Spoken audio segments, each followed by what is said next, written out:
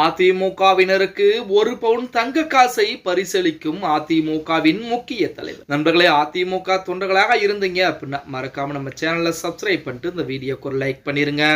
இந்திய அண்ணா திராவிட முன்னேற்ற கழகம் என்பது மிகப்பெரிய ஒரு கடல் போன்ற ஒரு இயக்கம்.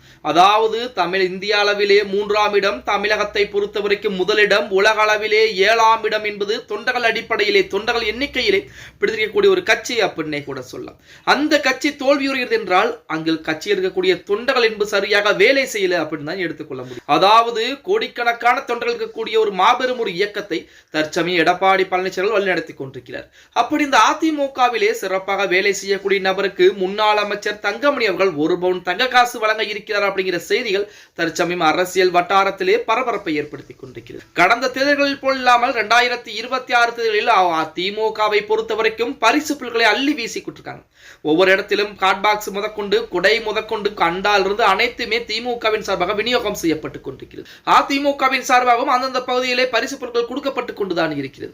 இப்படிப்பட்ட ஒரு சூழலில் சட்டமன்றத்தில் நெருங்கி வரும் வேளையிலே நிர்வாகிகளையும் தொண்டர்களையும் உற்சாகப்படுத்தும் வகையிலே தங்க காசு பரிசு அறிவிப்புகள் அதிமுக மத்தியிலே மிகப்பெரிய வரவேற்பை பெற்றிருக்கிறது. நாமக்கல் மாவட்டத்தில் எந்த வாக்குச்சாவடியில், அதாவது பூத் அப்படின்னு சொல்லுவாங்கல்ல, அதிலே அதிமுக அதிகப்படியான வாக்குகளை பெற்று முதலிடம் பிடிக்கிறதோ அந்த பகுதிக்கு உட்பட்ட வாக்குச்சாவடி முகவர்களுக்கு அதிமுக சார்பிலே தலா 1 பவுன் தங்க காசு வழங்கப்படும் என தங்கமணியர்கள் அதிரடியான அறிவிப்பை கொடுத்திருக்கிறார். வாக்குச்சாவடி முகவர்கள் அனைவரும் வரும் தேர்தலில் அதிமுகவின் வெற்றியை உறுதி செய்ய தீவிரமாக பணியாற்ற வேண்டும் என்றும் ஒவ்வொரு வாக்காளரையும் நேரில் சந்தித்து அதிமுகவின் அரசின் முந்தைய சாதனைகளை எடுத்துக் கூற வேண்டும் என்றும் அவர் அறிவுறுத்தி இருக்கிறார். குறிப்பாக இளைஞர்கள் மற்றும் புதிய வாக்காளர்களை கவரும் வகையில் களப்பணிகள் அமைய வேண்டும் என வலியுறுத்தி இருக்கிறாராம்.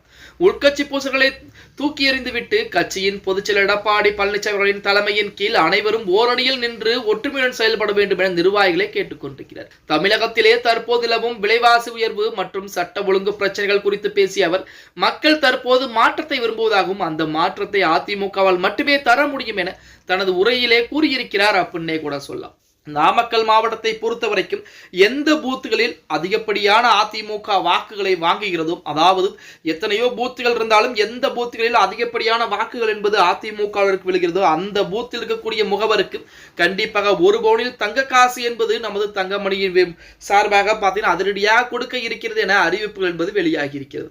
இதன் காரணமாக நாமக்கல் மாவட்ட அதிமுக மத்தியினர் மிகப்பெரிய ஒரு உற்சாகத்தையும் ஒரு தூண்டுகோலையும் ஏற்படுத்தி இருக்கிறது அப்படின்னே கூட சொல்லலாம்.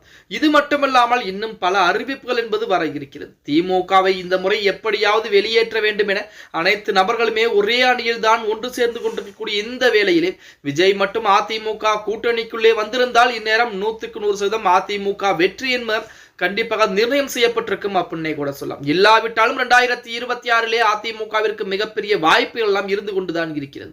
ஓகே கைஸ், வீடியோ பிடிச்சிருந்தா மறக்காம லைக் பண்ணிருங்க. அப்படி இந்த வீடியோ ஃப்ரெண்ட்ஸ் அண்ட் ஃபேமிலிக்கும் ஷேர் பண்றது மட்டுமல்லாம உங்களுடைய கருத்துக்களை கீழே கமெண்ட் பாக்ஸ்ல பதிவு நண்பா.